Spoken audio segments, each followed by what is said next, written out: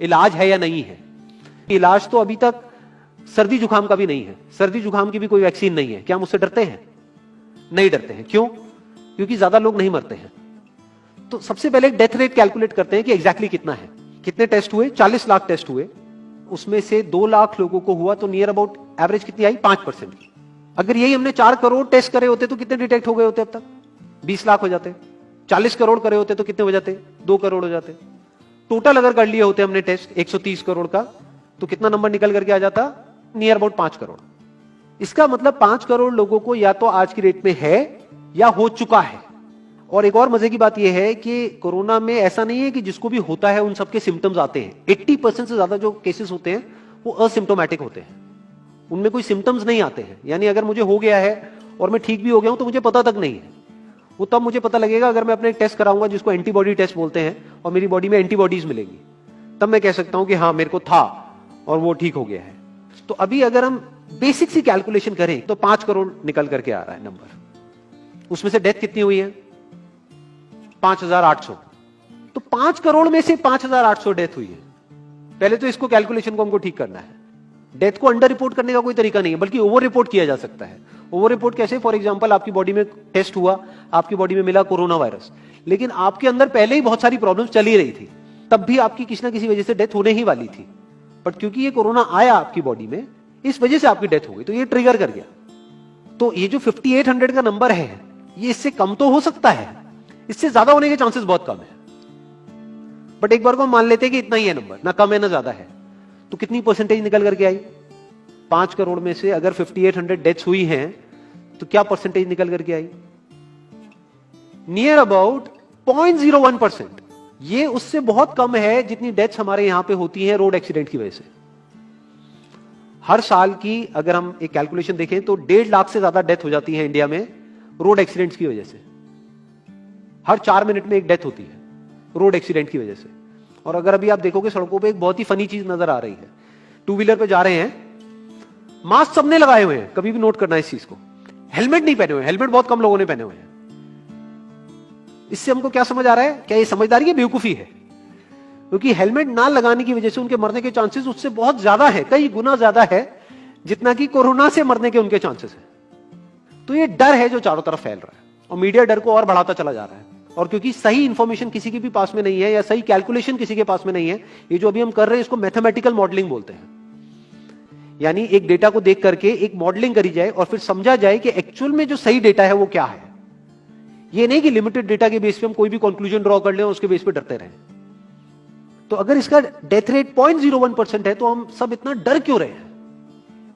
क्या कुछ और है जिससे हमको डरना चाहिए, जिससे हम नहीं डर रहे हैं, जिसके बारे में कोई बात नहीं कर रहा है, जो इससे लाख गुना ज्यादा भयानक है?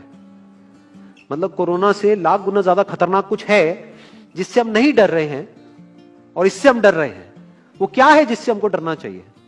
अनएम्प्लॉयमेंट। अभी पीछे कुछ आर्टिकल्स आए थे न्यूज़पेपर में जहां पे एक फिगर आई थी निकल करके, I am not too sure ये फिगर कितनी सही है कितनी नहीं है, जहां पे आया था कि 13 करोड़ लोग अनएम्प्लॉयड हो गए। इस फिगर से हमको डरना चाहिए। 13 करोड़ लोग अनएम्प्लॉयड होने का मतलब हम समझते हैं कि इसका मतलब क्या है?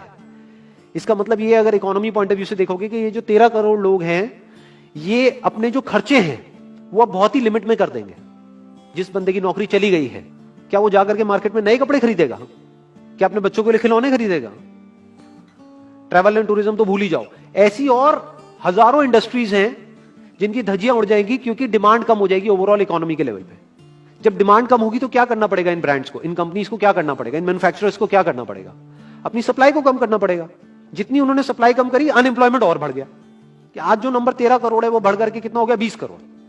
यानी पूरा का पूरा लूप बन जाएगा। इस लूप को बोलते हैं रिसेशन, जो ग्लोबली ऑलरेडी रिसेशन आ चुका है।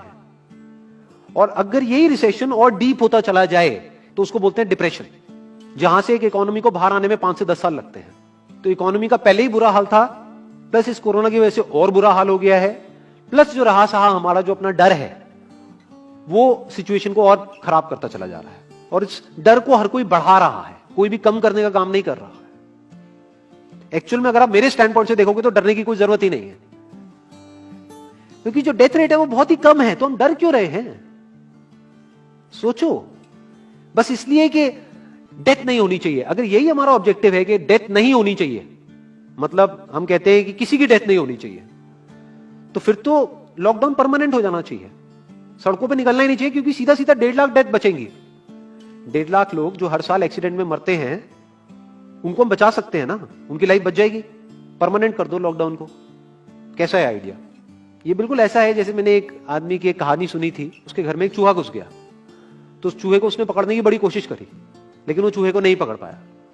तो एंड में उसने क्या किया, घर पे आग लगा दी, अपने घर में आग लगा दी।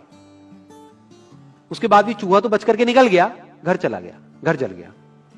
यही हालत है इसकी, कोरोना की। इस डर को हमको खत्म करना पड़ेगा, तब जाकर के इस प्रॉब्लम का एक्चुअल में सॉल्यूशन निकलेगा, जो रियल प्रॉब्लम है। और रियल प्रॉब्लम कोरोना नहीं है। रियल प्रॉब्लम क्या है? हमारी जो इकोनॉमी है। रियल प्रॉब्लम क्या है? अनएम्प्लॉयमेंट। तो इस वीडियो के थ्रू मैं अपनी एक हम्बल रिकमेंडेशन देना चाहूंगा गवर्नमेंट ऑफ इंडिया को, या जो भी लोग एक पर्टिकुलर पोजीशन पे हैं उन लोगों को, कि हमको टेस्ट करने कम करने हैं, टेस्ट बढ़ाने नहीं है। अभी हम गलती क्या कर रहे हैं? टेस्ट बढ़ाते चले जा रहे हैं, जिसकी वजह से केसेस बढ़ते चले जा रहे हैं, जिसकी वजह से डर बढ़ता चला जा रहा है। गवर्नमेंट क्या एक क्राइटेरिया नहीं बना सकती कि जो क्रिटिकल केसेस है बस उन्हीं का टेस्ट करो, क्योंकि उन्हीं को हॉस्पिटल में एडमिट करने की जरूरत है, तो उन्हीं का टेस्ट होना चाहिए ना। जो वैसे ही ठीक हो रहे हैं, अपने आप ही ठीक हो रहे हैं, जिनको माइनर सिम्टम्स हैं और वो खुद ही ठीक हो रहे हैं, उनका टेस्ट करने की क्या जरूरत है? उससे तो पैनिक और बढ़ेगा।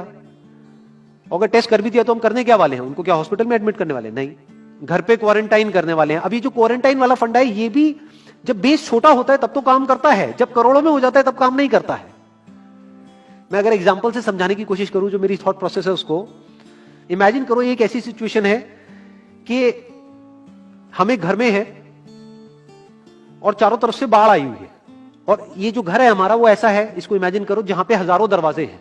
तो हम क्या करें, इसमें से एक दरवाजे को पकड़ लें और उसी को पक्का करते चले जाएं।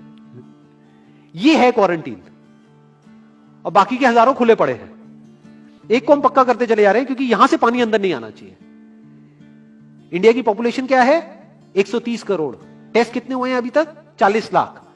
डेली के कितने हो रहे हैं? 1 लाख। महीने के कितने हुए? 30 लाख। साल के कितने हुए? 3 करोड़ 60 लाख। तो यानी कि अगर हमको सबका टेस्ट करना है तो कितने साल लगेंगे? 36 साल। तो जब हमको दिख रहा है साफ साफ कि हम सबका टेस्ट कर ही नहीं सकते, तो हम टेस्ट क्यों बढ़ाते चले जा रहे हैं?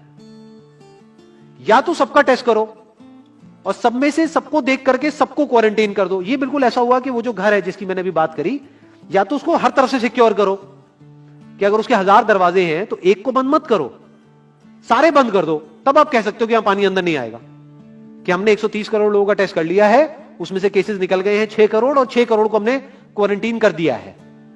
अब ये आगे नहीं फैलेगा, अब 6 करोड़ से 10 करोड़ पे नहीं जाएगा। बट हमने टेस्ट ही करे 40 लाख, जिसमें से केसेस आए 2 लाख। अगर इन 2 लाख को हमने क्वारंटीन कर भी दिया तो बाकी करोड़ों लोग तो बाहर घूम रहे हैं ना, तो उससे होगा क्या? तो अब हमको समझ जाना चाहिए कि इसको रोकने का कोई तरीका नहीं है। तो अब इसका प्रैक्टिकल सॉल्यूशन क्या है? गवर्नमेंट की तरफ से हमको सिर्फ ये इंफॉर्मेशन चाहिए कि भैया अभी कितने बेड्स ऑक्यूपाइड हैं आपके स्टेट में, और अभी कितने और आपने अरेंजमेंट कर रखा है, और कितने और कर सकते हो। अब वो बेड चाहे किसी हॉस्पिटल में हो, चाहे किसी होटल में हो। और प्लस ये इंफॉर्मेशन क्यों नहीं जा रही लोगों के पास में कि इतना डरने की जरूरत नहीं है जितना आप डर रहे हो। हाँ ठीक है, प्रिकॉशंस लो, सेफ्टी मेजर्स लो, सोशल डिस्टेंसिंग को मेंटेन करो, लेकिन इतना डरने की जरूरत नहीं है जितना आप लोग डर गए हो, क्योंकि डेथ रेट कम है। ये इंफॉर्मेशन जानी चाहिए अब लोगों के पास में, वक्त आ चुका है। अगर ये नहीं गई तो प्रॉब्लम सॉल्व नहीं होने वाली इकोनॉमी के लेवल पे। कॉन्फिडेंस खत्म हो चुका है, रियलिटी को हमको पहले समझना होगा। अभी प्रॉब्लम क्या हो रही है? हम कह रहे हैं कि हाँ कंस्ट्रक्शन एक्टिविटीज अलाउड है। गवर्नमेंट को क्या लग रहा है? अलाउड बोल करके सारी प्रॉब्लम सॉल्व हो जाएगी। अलाउड तो हो गई, बट मेरे जो फ्रेंड्स हैं जो कंस्ट्रक्शन इंडस्ट्री में हैं, वो बता रहे हैं कि लेबर ही नहीं है, लेबर सारी अपने गांव चली गई है। तो अब कौन कंस्ट्रक्शन करेगा वहां पे? अब ये लेबर चली तो गई है, इसको वापस कैसे बुलाओगे? मीडिया में अगर रोज ये दिखेगा कि केसेस बढ़ रहे, केसेस बढ़ रहे, केसेस बढ़ रहे, वापस आएंगे वो लोग? 1 से लाख नहीं आएंगे। तो उनको मीडिया में क्या दिखना चाहिए, न्यूज में क्या दिखना चाहिए? कि अब ये प्रॉब्लम सॉल्व हो रही है। तो लोगों के अंदर का डर निकलना चाहिए। यानी जो भी मैंने अभी तक कहा, अगर मैं उसको सम अप करूं तो वो क्या है प्रैक्टिकली, अगर पॉइंटर्स में सॉल्यूशन देखा जाए। नंबर 1 मोस्ट इंपॉर्टेंट, टेस्ट धीरे धीरे हमको कम करने हैं, बढ़ाने नहीं है। दिन के 1 लाख टेस्ट हो रहे हैं, मैं ये नहीं कह रहा कि एकदम से 10,000 कर दो, 1 लाख के 90,000 कर दो, एटलीस्ट बढ़ाओ मत। समझ गए? 1 लाख के 1.5 लाख टेस्ट मत करो दिन के, 2 लाख मत करो, क्योंकि तब भी 36 साल लगेंगे पूरा करने में। अगर आपने स्पीड डबल भी कर दी तब भी 18 साल लगेंगे, 18 साल तक तो पता नहीं ये बीमारी कहां होगी, किसी को याद तक नहीं होगा। तो करना क्या है गवर्नमेंट को, अगर थोड़ा सा सेंसिबली चले कि टेस्ट को धीरे धीरे कम करते चले जाओ, यानी 1 लाख से 90,000 कर दो, फिर कुछ दिन बाद 80,000 कर दो, फिर 70,000 कर दो। इसकी वजह से क्या होगा, मीडिया में केसेस कम होते हुए दिखेंगे, अखबारों में केसेस कम होते हुए दिखेंगे, हर जगह पे जहां पे अभी आ रहा है कि अभी तक की सबसे बड़ी फिगर, आज तक के सबसे ज्यादा केसेस, वो सब धीरे धीरे कम हो जाएंगे। कम मीडिया में पैनिक फैलेगा, कम पैनिक फैलेगा लोगों में, धीरे धीरे लोग बाहर निकलना शुरू होंगे, जो अभी नीड ऑफ द आवर है। धीरे धीरे लोग बाहर निकलेंगे, धीरे धीरे डिमांड बढ़ेगी, धीरे धीरे लोगों में कॉन्फिडेंस आएगा, धीरे धीरे लोग जो गांव चले गए हैं वो वापस आएंगे। एक्चुअल में काम शुरू होगा, ऑन पेपर नहीं कि काम शुरू हो गया है, एक्चुअल में लोगों का काम शुरू होगा, लोगों का काम शुरू होगा, इकोनॉमी शुरू होगी। बिल्कुल ऐसा है जैसे 2 महीने के लिए आप किसी गाड़ी को बंद करके कहीं पे रख दोगे राज में, तो क्या होगा, बैटरी डाउन हो जाएगी, उस वक्त क्या करना पड़ेगा, उसको धक्का मारना पड़ेगा। तो अभी उस धक्के की जरूरत है, जंप स्टार्ट की जरूरत है। अब जो टाइम है वो डरने का नहीं है, इस डर को खत्म करने का है, क्योंकि कोरोना ने जितने लोगों को नहीं मारा, ये डर मारने वाला है असलियत में। तो अब इस डर को खत्म करने का टाइम आ गया है। अब हम सबको मिलकर के दिमाग ये लगाना है, ये नहीं कि डर को कैसे बढ़ाएं, बल्कि दिमाग ये लगाना है कि डर को कैसे कम करें या खत्म करें, और लोगों के कॉन्फिडेंस को कैसे वापस से लेकर के आए।